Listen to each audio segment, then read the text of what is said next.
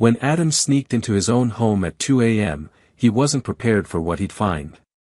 His wife in the shower, and a man casually sitting on their bed. What happens next is a mix of rage, gunshots, and a courtroom that would shock everyone. Slipping into the house without being noticed was a breeze. All Adam had to do was head around back and pop open the basement door. The front door was out of the question. If he tried that, the alarm, which was installed because of his wife, Carla's, insistence, would have gone off. Carla was borderline obsessed with home security, pestering Adam until he finally gave in and set up the system. The same alarm applied to the garage, with a keypad that delayed activation by just 10 seconds. She'd been adamant, saying, 15 seconds is way too long. A thief could already be in the bedroom before the system even kicks in. You just want to give your boyfriend time to sneak out the window, Adam had teased her once.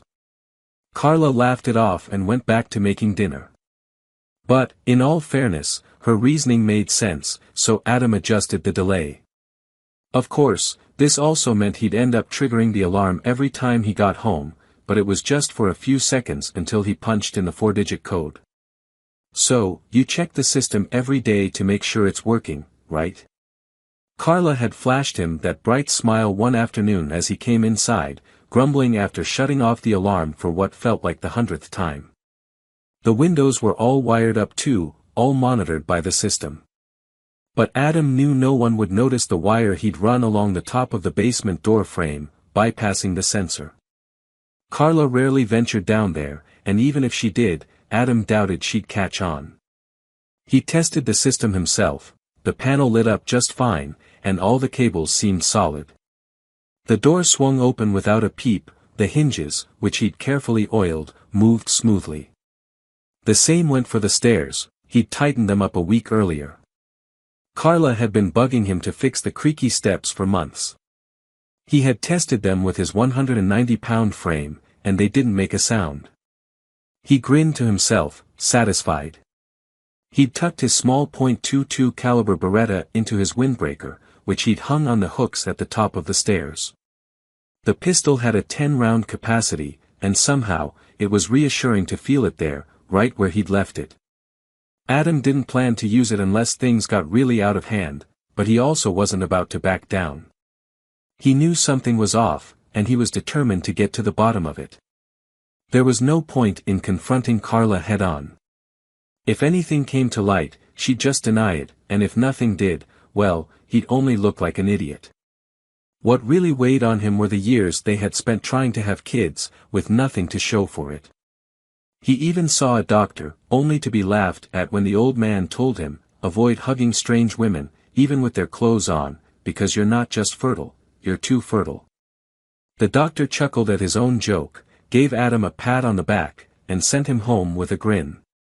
Next, it was supposed to be Carla's turn to get checked out, but she opted to see her own doctor, the same one she'd been going to since before they were married. She was insistent about that too.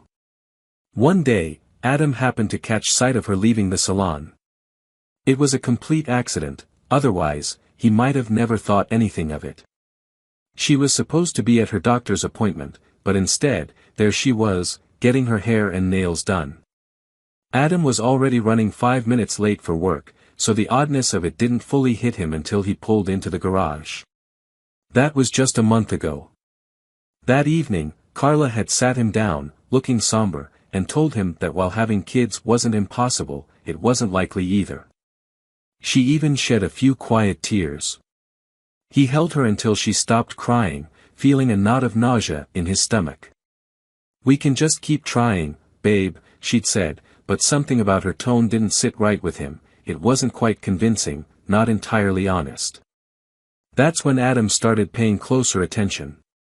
He didn't really believe that the woman from the hair salon, a friend of Carla's, was giving her sound advice on important things. Infidelity? No way. Carla was always at home, like clockwork. There weren't any telltale signs, not a single one. Every time he walked through the door, she was there. Of course, there were the overnight work trips he had to take a couple of times a month. Could it be drugs? Was she possibly hooked on something and hiding it? He doubted it. Carla looked perfectly healthy, if anything, she had put on a little extra weight. Gambling, maybe? Could she be sneaking off to casinos? It seemed unlikely, but Adam checked their finances just in case. Nothing out of the ordinary. Carla was careful with money, and apart from her wardrobe and salon visits, there wasn't anything suspicious. But he couldn't help but notice that her nails had looked pretty perfect that day. It never made sense to him. He had heard, "I broke my nail," at least 50 times over the years. Later that night, while Carla was in the shower, Adam went through her dresser and peeked inside her closet. Carla had always had a thing for nice clothes. He saw outfits in there that he swore he'd never laid eyes on before. In one of the dresser drawers, he found a small bag filled with lacy panties. He couldn't figure out why she bothered with them, he'd never seen those either. Still, it wasn't completely out of the ordinary. When they'd go out to dinner or for a night of dancing, she'd often slip into fancy outfits and tiny underwear that seemed to come out of nowhere. Adam loved it when she'd step into the room, twirling around to show off, clearly relishing his admiration. Carla definitely had the ability to turn heads, and she knew it all too well. He chuckled, almost wishing it wasn't a Saturday night, feeling proud of how she carried herself. He could hardly wait to peel off the layers of clothes later and see what surprise awaited him underneath. And that's when he found the birth control pills. Birth control. He turned red and had to calm himself down before Carla finished her shower. His gut reaction was to snap and demand answers, but he had learned his lesson about jumping to conclusions. Years ago, he had been dating a girl named Katie. Things were serious, he was about to propose, and she knew it too. They'd even met each other's parents. Then, at a party, he caught her kissing some guy, pressing herself against him in a way that was definitely more than friendly.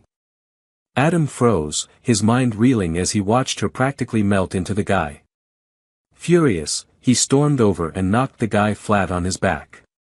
Turns out, the guy was her brother, fresh home from college. Katie had planned to surprise Adam that evening by introducing him. She had mentioned having a brother, but she hadn't said he'd be there that night.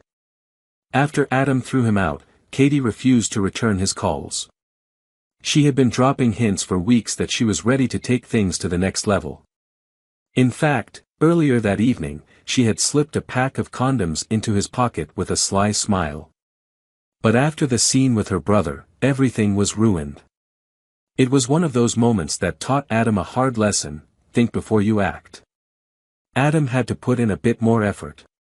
His job involved coordinating fence installations for farmers, designing enclosures and pens so they could manage their livestock, whether it was getting cattle ready for auctions, separating them for treatment, or general organization. It was a great gig, honestly. Not only did it let him meet some fantastic folks, but he also got to work outdoors. His most recent project was a winner. He managed to sell nearly 5 miles of fencing, and the family he worked with even invited him to dinner. The meal was as good as it gets: ham and black bean cornbread, the real deal, none of that box stuff. Paul Johnson, the head of the family, was a grizzled old guy, tall and lean. He always wore these faded blue long johns, visible under his thick, unbuttoned work shirt, with suspenders holding up his heavy work pants. His wife, Carol, was a cheerful, round woman with a smile that seemed permanently fixed on her face. After spending the entire day touring the ranch on Yamaha ATVs, Adam and Paul had become fast friends. Both shared a love for hunting and fishing, and in a strange way, Paul became the father figure Adam never really had. It's funny how that can happen so quickly, but spending a day talking about life with another man can do that. The couple had a daughter too, around 25, and she was quite attractive. Even in her flannel shirt and jeans, it was easy to tell she was a beautiful young woman. She seemed a bit interested in Adam, but of course, he was married, so nothing was going to happen there. Her name was Ashley. The next day, Adam found himself thinking about her the entire way home. Good people, he thought, the kind of folks you'd want to know better. Their ranch was set on rolling hills with plenty of water, and Paul had been raising his herds for years. Now he needed solid fences and a few large sheds. The outside world was creeping closer to his land, new neighbors moving in, annoyed by cattle and sheep wandering into their yards and flower beds. So, Paul had no choice, either put up fences or let the land get taken over by houses. He chose fences. For Adam, it was one of the biggest sales he'd ever made. The only downside to Adam's job was that a lot of these big ranches were located far from home, and often he'd find himself 300 miles away. This time, it was more than 400 miles out into Wyoming. His company covered the cost of motels and meals while he was on the road, so instead of driving back home right away, Adam usually stayed the night and headed out the next day. But this time was different. Paul and Carol insisted he stay with them, showing him to a large bedroom upstairs. The place was so quiet, Adam had trouble falling asleep. Every now and then, he'd hear a cow or sheep, and each time it startled him awake like an alarm. The night was warm, so he kicked off the blanket. Around 2 a.m., he got up to use the bathroom, and on his way down the hall, he passed another bedroom. The door was cracked open, with a soft nightlight glowing inside. There, lying on top of the blankets, was Ashley. She was completely naked, her lower half hidden in shadow, but one bare breast was visible in the dim light. She appeared to be asleep, but the sight was undeniably seductive. Adam felt the heat rise in his face. He knew she was a stunning woman, but he quickly averted his eyes. It wasn't right to be looking at her like that. On his way back to his room, he noticed the door was now closed, and embarrassment washed over him. He must have been caught peeking. The following morning, Paul and Carol sat Adam down at the kitchen table. In front of him were generous piles of eggs, ham, and potatoes, honestly, the best he'd ever tasted. "We grow them ourselves. Got about 20 acres up on the northern ridge just for potatoes," Paul said, noticing the satisfied look on Adam's face as he reached for a second helping. Right then, Ashley walked in, glancing around as she let out a yawn. She was dressed in her usual flannel shirt and jeans, and Adam had to admit, she looked great. She shot him a sly, almost mischievous look, raising an eyebrow in a way that made him flush with embarrassment. Carol noticed it too, glancing between them before giving a knowing grin. "More coffee, Adam?" she asked. Adam nodded, appreciating their hospitality. After breakfast, he gathered his things, packed up the contract and the nice check into his briefcase. It was time to head back to his own life. As he walked out to his truck, it crossed his mind that he could see himself living like these folks and being perfectly content. Before he left, Carol handed him a loaf of her cornbread as a parting gift. He thanked her and tucked it into the truck, already looking forward to enjoying it during the long drive home. Ashley stood on the porch, casually leaning against the railing, watching as he prepared to leave. Adam waved, and she waved back. All the way home, he couldn't stop thinking about her. He tried to distract himself, but the image of her lying there, bare in the soft light, kept flashing in his mind. Carla, on the other hand, always kept the house spotless and was eager to greet him with hugs and affection whenever he returned from a trip. His overnight trips rarely lasted more than a single night. Adam loved coming home after those long drives, but he couldn't help but notice that after these overnight stays, Carla seemed extra affectionate, almost clingy. At 34, she was still in great shape. Her short blonde hair was always styled just right, and she certainly didn't lack in the looks department, especially up top. Carla worked as a real estate agent on commission. While there were months where she earned more than him, those were rare, and lately, she'd been going a month or two without closing any sales at all. Still, they made things work.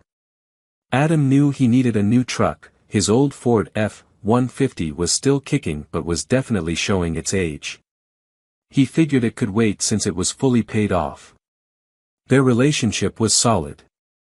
They shared moments of intimacy a couple of times a week, and Carla always seemed genuinely pleased.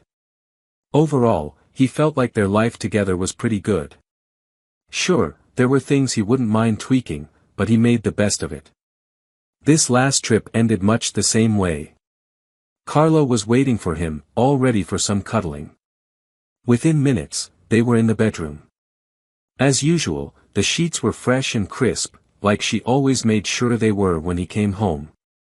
Adam went along with it, but that nagging suspicion lingered in the back of his mind. When he was deep in work, occupied with numbers and plans, he didn't dwell on it much. It didn't weigh heavily on him, not yet.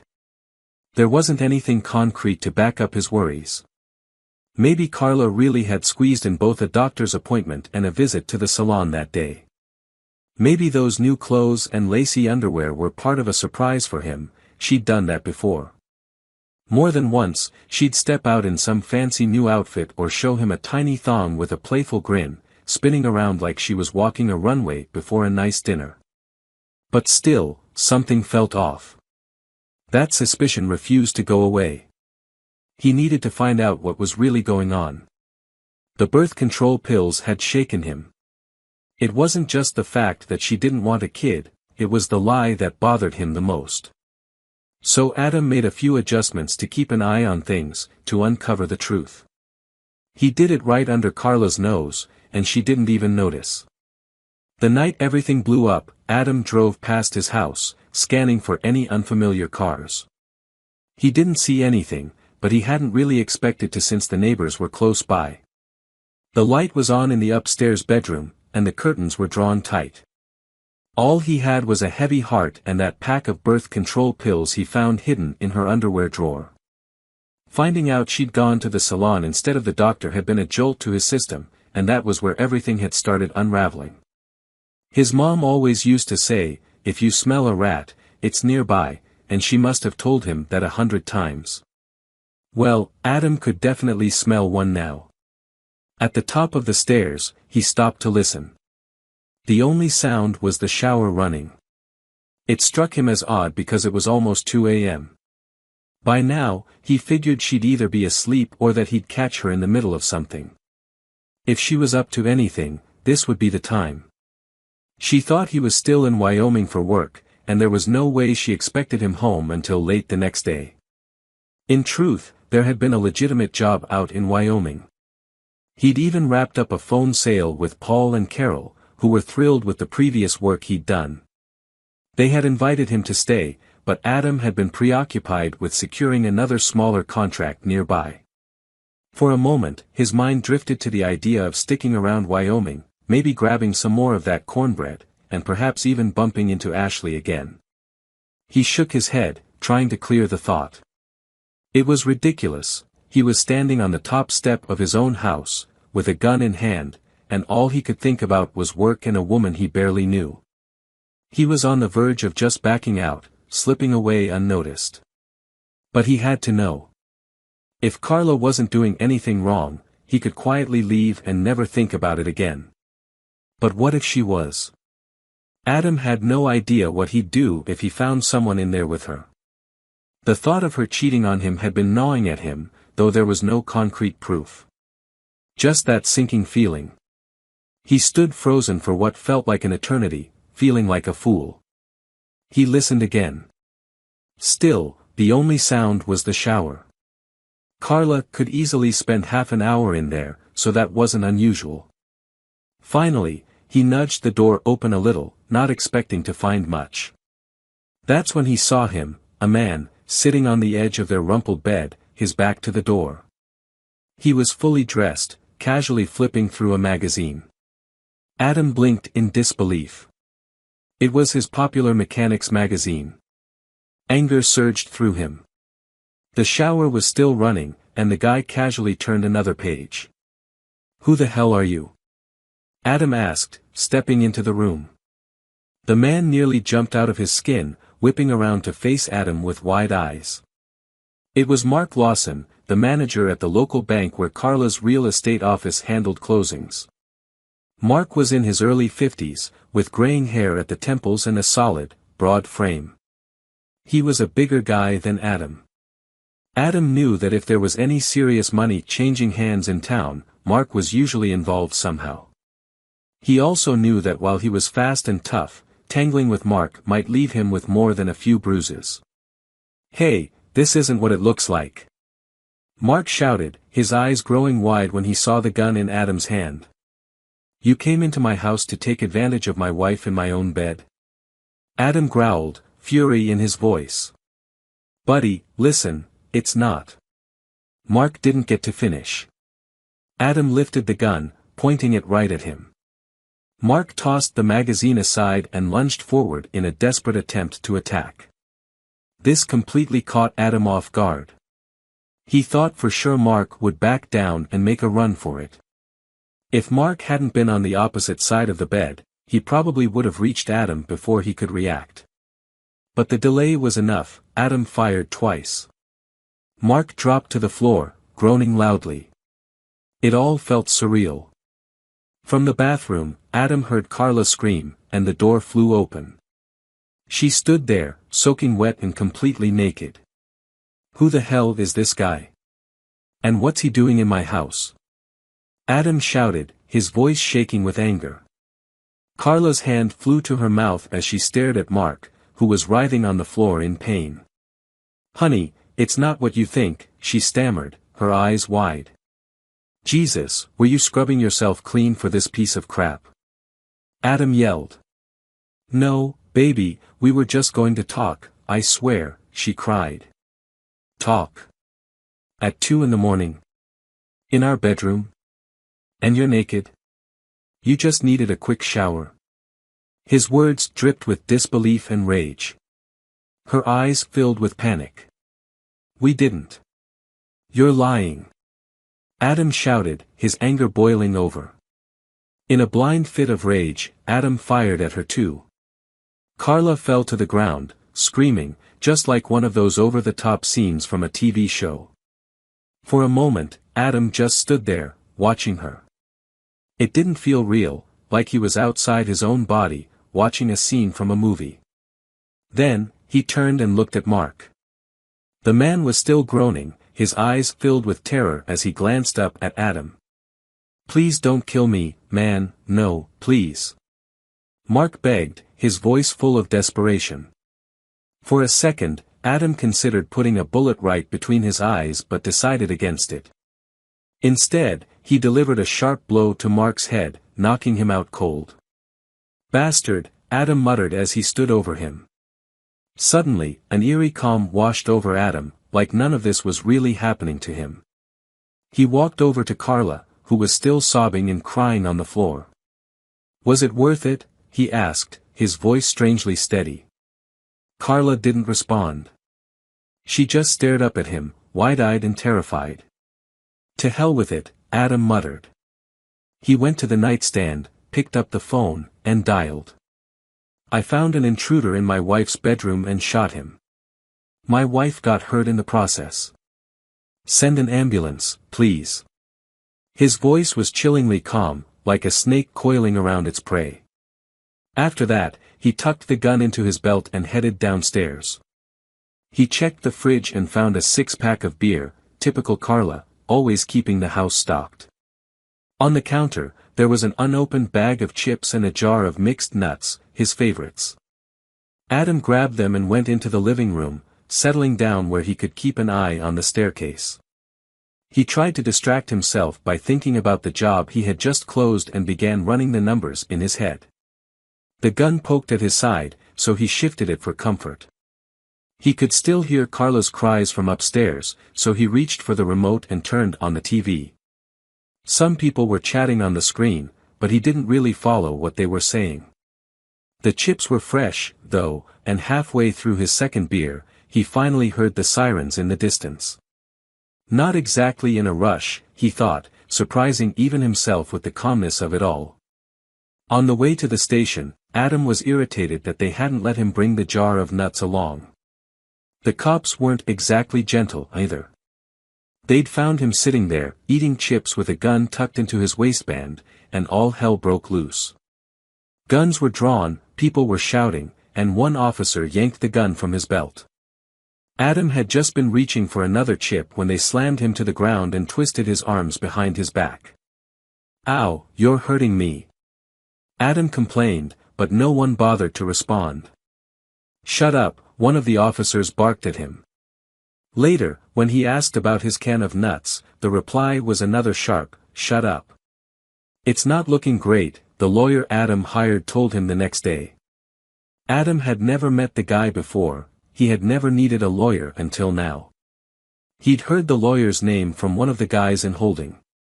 Mercer, McLaren, Hansen, Ireland, and Phillips, the guy had rattled off, as if he spent a lot of time dealing with lawyers. I go with Tom Ireland. Damn good lawyer, the guy had bragged. So why are you still in here? Adam had asked, which earned him nothing but a sideways glare. But he needed legal help, so he went with Tom Ireland.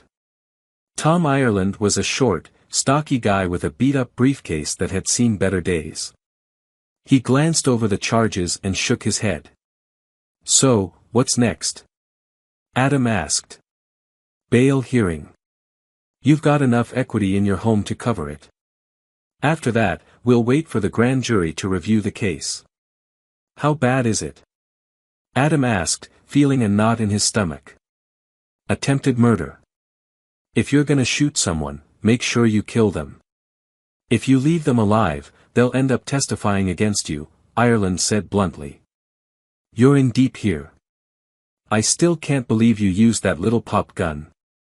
You should have gotten yourself a Magnum or something, he added with a slight smirk. How are they? Adam asked, referring to Carla and Mark. No one had told him much of anything. Your wife's gonna be fine, she's got a hole in her side, but nothing life-threatening. Johnson, though, he's in rough shape. Those little .22 bullets tend to bounce around inside. He went through a long surgery. Now, tell me, why'd you shoot him again? He was still coming at me, Adam said, defensively.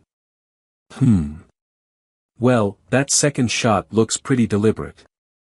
You hit him below the belt, Ireland said, glancing sideways at Adam. Great, Adam muttered, his voice flat. Ireland chuckled. A Magnum would have blown them clean off, but you just put a hole between them, the lawyer joked grimly. Nearly a month went by before bail was finally set, and Adam was released. Stepping outside, the fresh air hit him, almost catching him off guard after being cooped up for so long. But he couldn't go home. The court order prohibited him from coming within 100 meters of Carla, and a restraining order made it clear he had to keep his distance. Not that Adam cared. Carla had been out of the hospital for weeks by then, but he had managed to beat her to filing the divorce papers. Since they had bought the house together, either one of them could have signed first.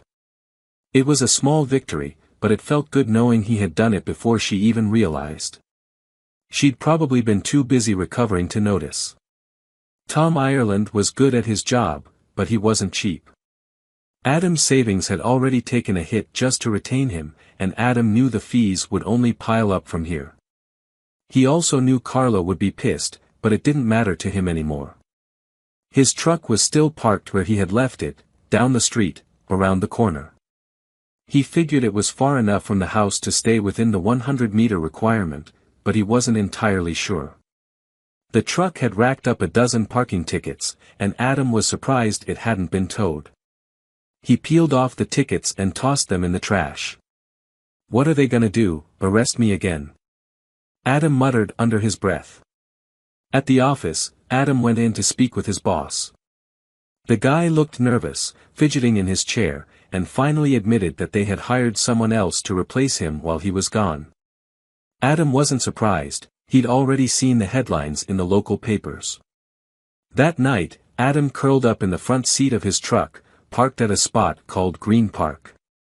It felt like life was playing some kind of cruel joke on him. The next day, he called his lawyer, and somehow, Tom Ireland managed to arrange for a police escort so Adam could pick up some of his things from the house. Maybe Ireland wasn't such a bad lawyer after all. When Adam arrived, there was no sign of Carla. He gathered his clothes, his tools, and both of his collectible Fender guitars. He also grabbed his fishing gear and his coin collections. He thought about taking the big screen TV but decided against it. There wasn't exactly a power outlet in the park. As he was heading out, he spotted the jar of mixed nuts still sitting on the counter. Grinning, he grabbed it. He opened the fridge, briefly considered taking the last 5 beers, but when the cop gave him a look, he left them behind.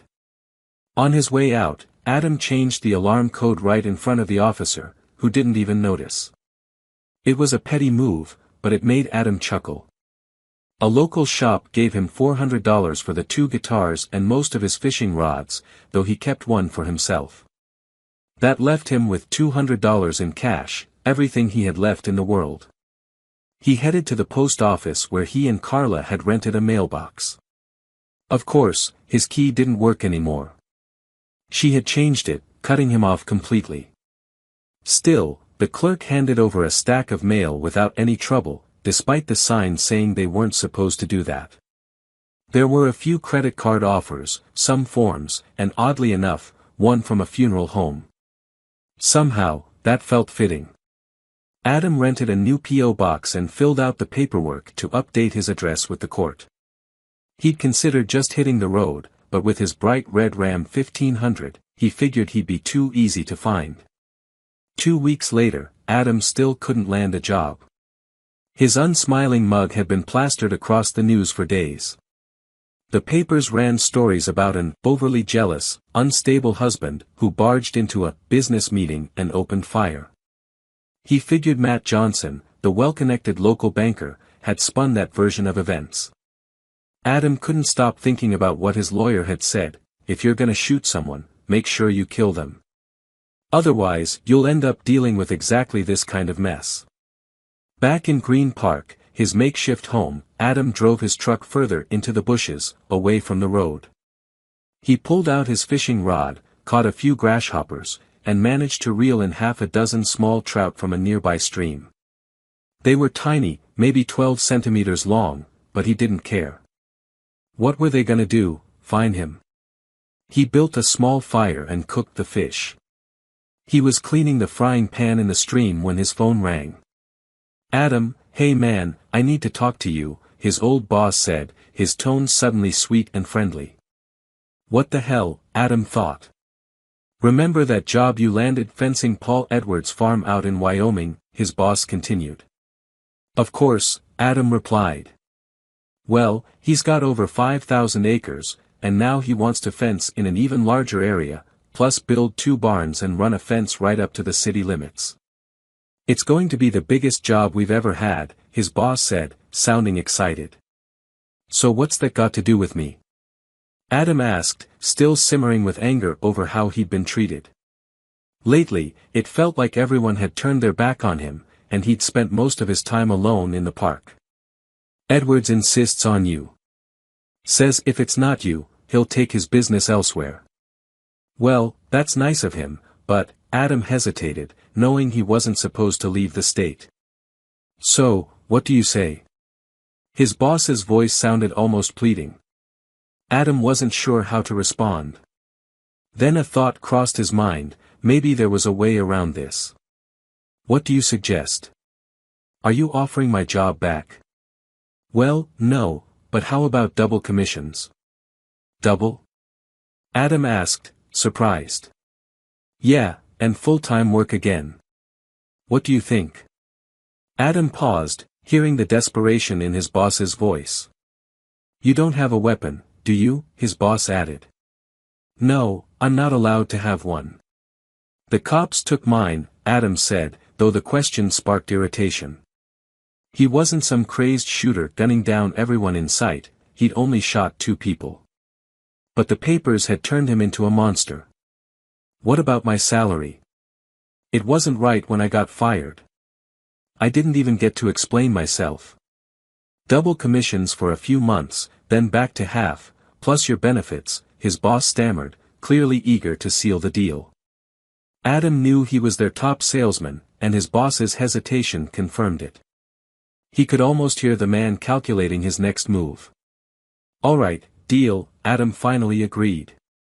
Later, he stopped by the corner store and treated himself to a jar of mixed nuts to celebrate. He also grabbed a bottle of beer, even though the court had prohibited alcohol. He drank it quickly and buried the empty bottle in the bushes. The following day, Adam was back in court, standing before the sour-faced old judge who eyed him and his lawyer with suspicion. "You're facing some very serious charges, Mr. Taylor. Very serious. But I can't prevent a man from earning a living while the case is pending. Don't mess this up, or you'll find yourself right back in jail." "Got it?" "Yes, Your Honor," Adam replied, keeping a straight face. The next morning, Adam was on his way to Wyoming. Paul Edwards greeted him warmly, all smiles and a firm handshake, clearly unaware of the headlines that had been splashed across the news. Adam didn't see the point in bringing it up. "We plant corn down by the creek," Paul explained, gesturing to the wide-open fields. "Good soil on the south side, but we need to keep the sheep away." "The Angus?" "We used to let them free range, but with all the construction going on, the neighbors won't stop complaining. So, we're fencing them in." Adam couldn't help but think that Paul must have a lot of money. By the time they made it back to the ranch house, it was nearly 7 p.m. Adam knew he had to leave if he wanted to make it back to Oregon before midnight, as the court required. He hated the idea of skipping dinner, and missing the chance to see Olivia, but he didn't have much choice. The weight of it all lingered as he left the ranch. The next morning, back in Oregon, Adam called to check in with the bail office. "You don't need to call every damn day. Just follow the rules, all right," the person on the other end snapped. "Okay," Adam said, realizing they probably weren't keeping close tabs on him unless something big happened. He hung up, got back in his truck, and headed straight for the Edwards farm, pushing the speed limit the entire way. When he arrived, Olivia was sitting on the porch. She jumped up, disappeared inside for a moment, then came back out wearing a big sun hat and carrying a basket. She had on cut-off jean shorts and a t-shirt, and it was pretty clear she wasn't wearing a bra as her breasts bounced lightly when she moved. "Let's go," she said, hopping into the truck. "Dad told me to show you the area near the build site so you can take some measurements. Everyone else is busy getting their hair cut." "A haircut?" Adam asked, confused. "Sheep," Olivia clarified with a grin. "Everyone's busy shearing until dark." It took them over an hour to reach the area she was talking about. Cattle wandered aimlessly around them as they drove, barely acknowledging the truck. Along the way, they talked about all sorts of things. Adam couldn't help but steal glances at Olivia, noticing how her soft breasts bounced with every bump in the road. The thought crossed his mind that it had been a long time since he'd been with a woman, but he quickly shoved that thought aside. He was here for work, and the last thing he wanted was to upset her parents. They eventually came to a large rise in the trail that overlooked a pretty sizable river. Off in the distance, about half a mile away, Adam saw a row of 3-story apartment buildings that looked out of place in the rugged landscape. Beyond that, he spotted a highway, cars rushing by. Progress, Adam thought grimly. It dawned on him that this was the root of the problem. Grazing laws didn't mean much anymore, livestock wandering into people's backyards was now just a nuisance. The new fence would have to be set 15 meters from the buildings, running right up to the city limits. They were fortunate to own both sides of the riverbank. To cross the creek, Adam switched the truck into 4-wheel drive, driving along the proposed fence line and using the speedometer to estimate distances. By the time they returned to the ranch house, Adam calculated that the job would take his entire team several weeks to complete. When he finished, he glanced over at Olivia, who was sitting cross-legged in a chair, her legs swinging lazily as she dangled a shoe from her toes. "Everyone's down in the lower barn now. They won't be back for a few hours." "Want to go upstairs?" she asked with a mischievous grin. Adam flushed at her boldness but shook his head. "I can't. I mean, I'm still married. We live separately, but I don't really know you." "Oh," Olivia said, her smile fading. "I didn't realize. You're not wearing a ring. Are you getting divorced?" Yeah, most likely. In fact, I'm sure of it. So, you didn't get along, she asked. Adam hesitated before deciding to be honest. I shot her. You what? Olivia's eyes went wide with shock. I shot her and her lover. They were in my house, in my bed. That's why I had to leave so quickly that night. Well, I can't say I blame you, Olivia said thoughtfully. Did you kill them? No. Well then, you've got a lot of problems, huh, she said with a touch of sympathy. Adam nodded, then told her the whole story. Olivia sat quietly, listening to every word. So that's why you've had to go back to Oregon every night, she asked after a pause. Yeah, until the trial. After that, I might end up in prison. Maybe not, she said, sounding optimistic. We'll see. Can I come with you? With me? Adam asked, surprised. To Oregon? Yeah. I'm not scared of you. You're a good guy. Maybe the only good one I've met. I'm not sure yet, but I'm tired of being stuck out here in the middle of nowhere. Don't get me wrong, I love it here, it's my home. But all the men around here are either old or married, and I get lonely sometimes. Adam was momentarily speechless. What about your parents? Wouldn't they be upset if you just left? Olivia shrugged. Dad told me I should try to lasso you, she said with a playful smile. He thinks you're a good investment. Adam chuckled nervously. He hadn't expected her to be so straightforward. Adam, I'm not some naive girl. I've been with a man before, well, a boy, really. We grew up together, tried it out, but it didn't work. I'm still young, and I think I'd like to be with you. If we decide to be together, I can promise you this, I'll never cheat on you. You can trust me on that. I've already seen what happens when you get mad. She giggled softly. Adam didn't have to think long. What are we going to tell your parents? He asked. Tell them what? There's nothing to tell, Olivia said with a grin. She stood up, grabbed his hand, and started leading him toward the lower barn, where a dozen men were working with the sheep. Paul Edwards saw them coming, noticed their hands clasped together, and smiled knowingly. Adam and I are heading out. We'll be back tomorrow morning, Olivia announced confidently. All right, sweetie. Have fun, Paul replied, flashing them a grin before turning back to work. Adam blinked in surprise, but Olivia just laughed. Mom and Dad are farmers. They get how life works. Everyone's involved in it, one way or another. It's natural, she said, amused. Adam wasn't sure how to respond. He'd never met a woman like her before, so straightforward and unashamed of what she wanted. And she clearly wanted to be with him. On the drive to the motel, Adam did his best to stick to the speed limit. Well, most of the time, anyway. It wasn't easy, especially with Olivia sitting beside him, suddenly bare-chested. They had barely hit the open highway when she yanked off her t-shirt, leaving nothing to the imagination.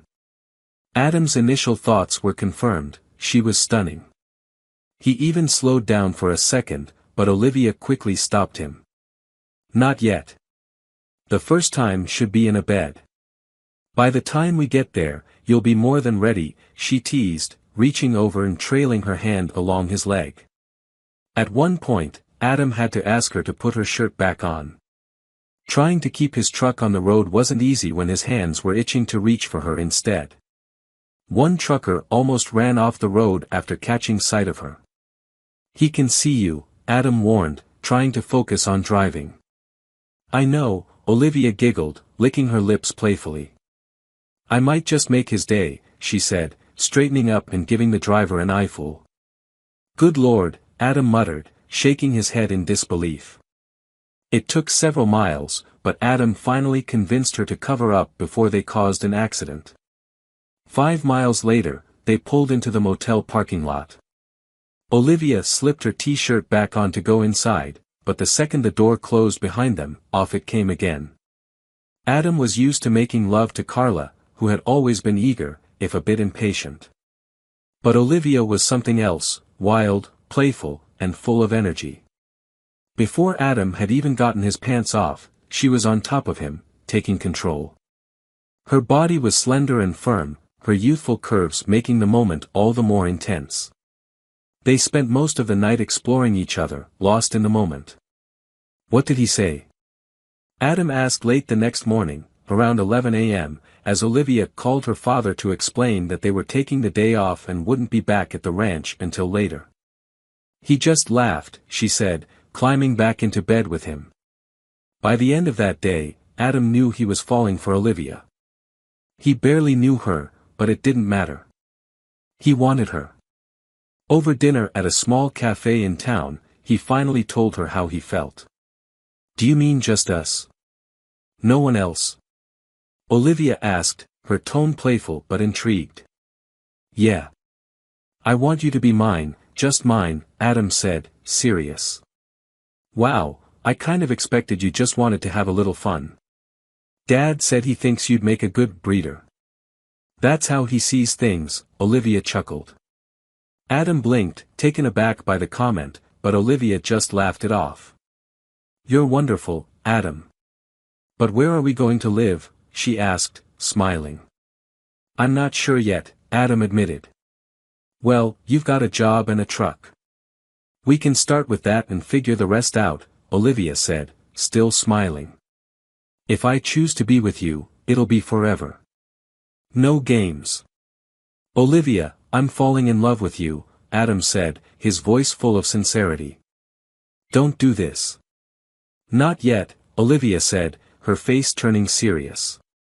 "I like being with you, but I'm still figuring things out." "Relax, Adam. For now, you're the only one who'll touch me.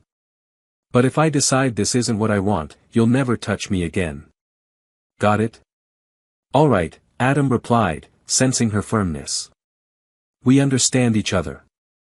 "Good," she said, her grin returning. "Now, let's head back to the motel." The next day, Adam finished up the proposals and contracts, then sat down with Paul and Linda to finalize everything. After a few minor tweaks, Paul signed the papers and shook Adam's hand. Just as they were wrapping up, Olivia appeared with 2 suitcases in tow. Paul and Linda exchanged surprised looks before turning to Adam. "I'm going with Adam," Olivia declared confidently. For the first time, Adam saw Linda's smile falter, though she quickly composed herself. Paul walked over, hugging his daughter tightly, then turned to Adam, his expression serious.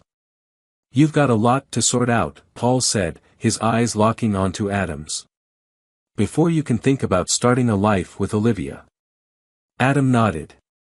He understood. Paul was right, his life was a mess, and Olivia wasn't going anywhere until he figured it out.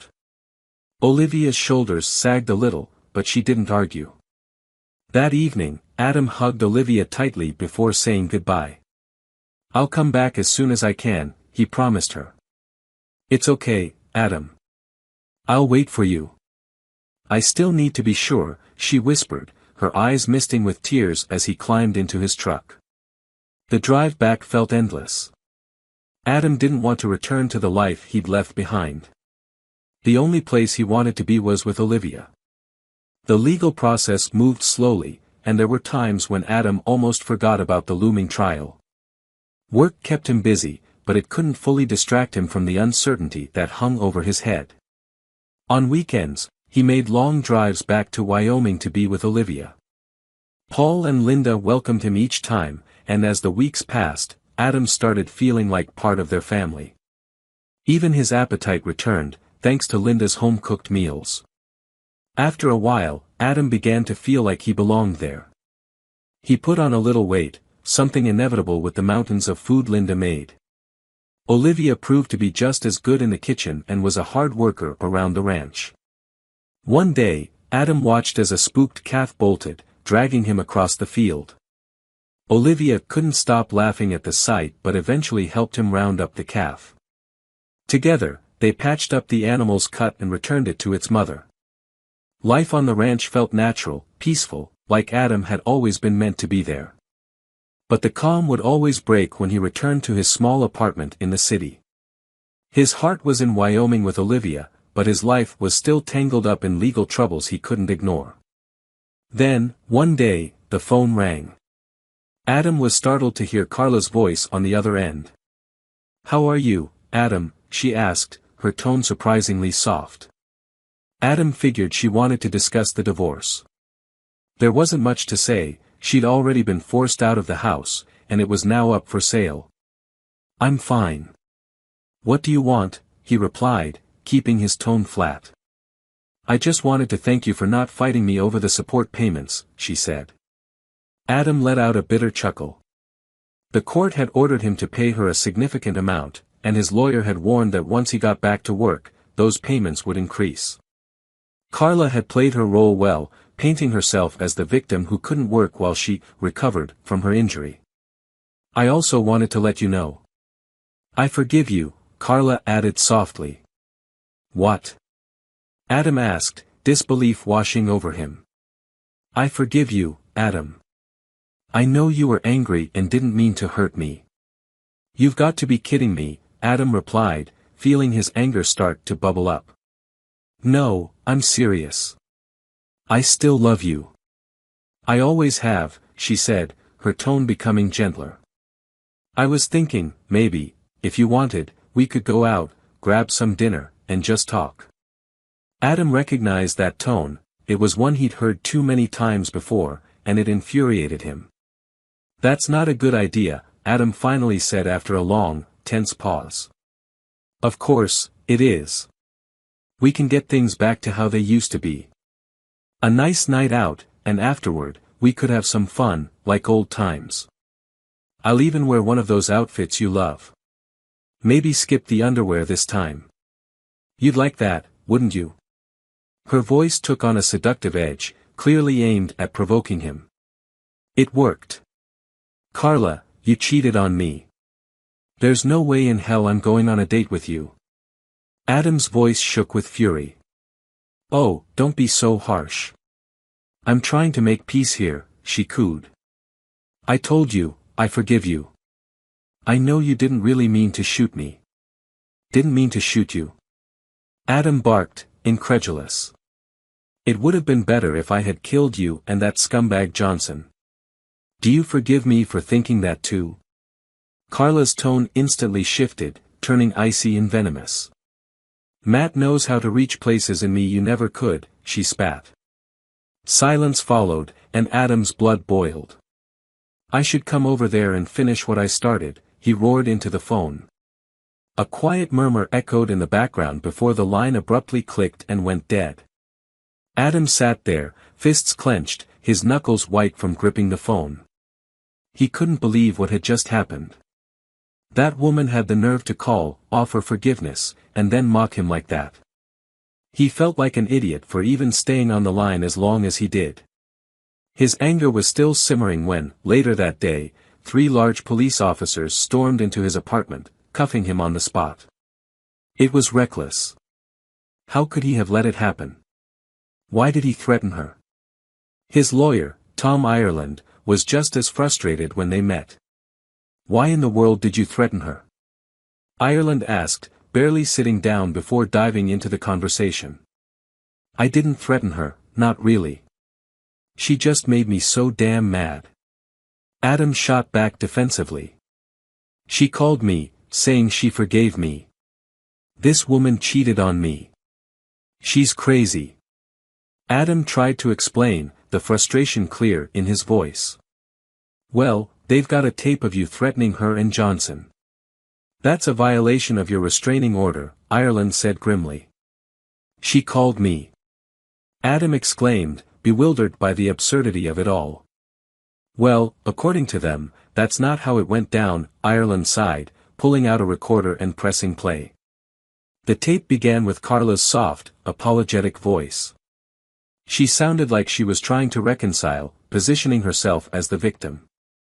Adam's own voice, by contrast, came through as harsh, angry, and filled with threats. It was bad, really bad. They edited the damn recording. Adam protested, feeling dread settle in the pit of his stomach. Maybe. But it doesn't matter. This doesn't look good at all, Ireland said, shaking his head. The judge wasn't impressed either. A few days later, Adam stood in court, facing that same sour-faced judge. The tape was played for everyone to hear, and while Carla's voice seemed soft, even remorseful, Adam's furious outbursts painted him as a man filled with rage and vengeance. This man is too dangerous to be allowed his freedom, the prosecutor declared with conviction. Adam's lawyer did everything he could to show it was all a setup, that Carla and Matt Johnson had conspired to frame him. But in the end, the only thing that mattered was the recording. Back in his cell, days blurred into weeks, and weeks into months.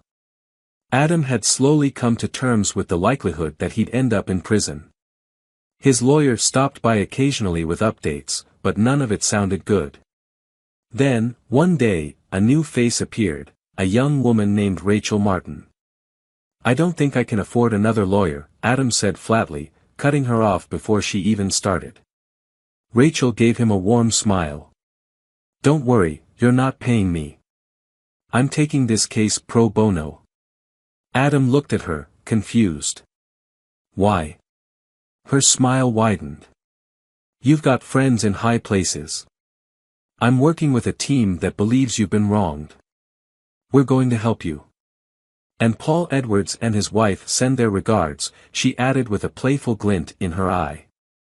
"They also wanted me to remind you about something, good breeding stock, I believe it was." Adam chuckled. "Paul said that, huh?" Rachel nodded. "They've been putting pressure on the right people. Things are about to move a lot quicker." And she wasn't wrong. Things began happening fast after that. Matt Johnson, who had so much pull in their small town, couldn't stop what was coming from outside. Adam's new legal team uncovered evidence that the tape had been doctored. They traced the call back to Johnson's office phone. 3 days later, Adam was out on bail again. The first thing Adam did after his release was pick up his truck and drive straight to Wyoming. When he arrived, Olivia practically knocked him over with a hug. Paul and Linda stood on the porch, smiling as if everything had finally fallen into place. "Thank you," Adam said later that evening. "But why did you do this for me?" "We didn't do it for you," Paul said with a grin. "We did it for Olivia." That night, for the first time in what felt like forever, Adam sat down with Paul, Linda, and Olivia and told them everything that had happened. He'd shared bits and pieces with Olivia before, but this time he laid it all out. They listened without judgment, and for the first time in months, Adam felt a sense of peace. A weight he hadn't realized he was carrying lifted off his shoulders. Later that night, as he lay in bed with Olivia, she whispered, "I'm ready, Adam. I want to be with you." Adam smiled and held her close. Olivia had accepted him, completely and unconditionally. A month later, the day of the trial finally arrived. The judge was different this time, still an old man with a stern demeanor, but not the same one who had heard Adam's earlier case. Things proceeded as Adam had expected. Both Johnson and Carla took the stand, testifying that they were having a routine business meeting at the house. Carla claimed she had gone to freshen up in her private bathroom, while Johnson insisted he was just sitting on the bed, reading a magazine, when Adam burst in and started shooting. Adam's defense team countered, pointing out that it was 2 a.m., in the bedroom of Adam's own home. The prosecution had diagrams and explanations, but Adam's lawyer argued that Johnson could easily have been an intruder, or worse, a rapist. Adam had every right to defend himself. Then came Carla's second round of testimony, where she adamantly denied ever having an affair with Johnson. But that was when the photos surfaced, explicit pictures of her and Johnson, taken after they'd both been discharged from the hospital. The photos left no room for doubt about the nature of their relationship. Carla faltered on the stand, her confident facade cracking under pressure. The photos had been dug up by a top-notch private detective agency hired by Adam's new legal team. The prosecution tried to object, citing the explicit nature of the images, but it was too late. Everyone in the courtroom had already seen them. A collective gasp rippled through the room. Matt Johnson's wife, who had been sitting silently, suddenly stood up and screamed, "You son of a b****************************************************** before storming out of the courtroom, leaving Johnson slumped in his chair, looking utterly defeated. Rachel Martin remained composed, her expression cool and controlled. The judge overruled the prosecution's objections, allowing the photos to be admitted into evidence. It was clear now, Carla had been lying the entire time. Then came the moment everyone had been waiting for, Adam's testimony. Adam took the stand and faced the jury, his heart pounding in his chest. Taking a deep breath, he began to speak. Matt Johnson was sitting on my bed. In my bedroom. I knew him well, he was the face of the bank we worked with when we bought the house. And there he was, sitting on my bed, flipping through my magazine. He had his pants on, but I knew they wouldn't be staying on for long. My wife and I had argued about the security system. She claimed it was to keep us safe from robbers, but I knew better. She wanted to give her boyfriend time to escape. When I saw him there, I wasn't just mad, I was enraged. Logic went out the window. All I could feel was anger. She was in the shower, cleaning herself up. I knew she wasn't doing it for me, she was getting ready for him. Then Johnson stood up and came at me. I had a gun, and I had to defend myself. I shot him once, but he kept coming, so I shot him again. That's when he went down. My wife came out of the shower, staring at me in horror. I knew right then she wasn't with me anymore, she had lied, cheated, and tried to twist everything to make it seem like it was my fault. I was so angry, I shot her. I didn't kill her, but looking back, I know I should have. After what I saw, I just wanted to make sure she would never hurt me again. I'm not sorry. She lied, she betrayed me, and even after I caught her, she tried to make me think it was all just a misunderstanding. If I had to do it over, I would have killed them both. A low murmur spread through the jury box, with some jurors shifting uncomfortably, shocked by Adam's brutal honesty. As he returned to his seat, Rachel gave him a reassuring pat on the shoulder. For the first time in months, Adam felt a sense of relief. He had told the truth, and whatever happened next, he was ready to face it. The jury deliberated for only 2 hours. When they returned, the judge read the verdict aloud. The charge of assault against Matt Johnson is justified. Adam Miller acted in self-defense. The charge of attempted murder of Carla Miller is also justified. Adam Miller's actions were the result of discovering his wife's infidelity and the emotional outburst that followed. Adam Miller is found not guilty on both counts. Adam let out a breath he didn't realize he'd been holding. He glanced over at Rachel, who smiled warmly at him. "You're free," she whispered. Adam walked out of the courtroom, the heavy burden of his past slowly lifting from his shoulders. He couldn't wait to get back to Wyoming and start a fresh chapter with Olivia. This time, he vowed, he wouldn't let anyone deceive him again.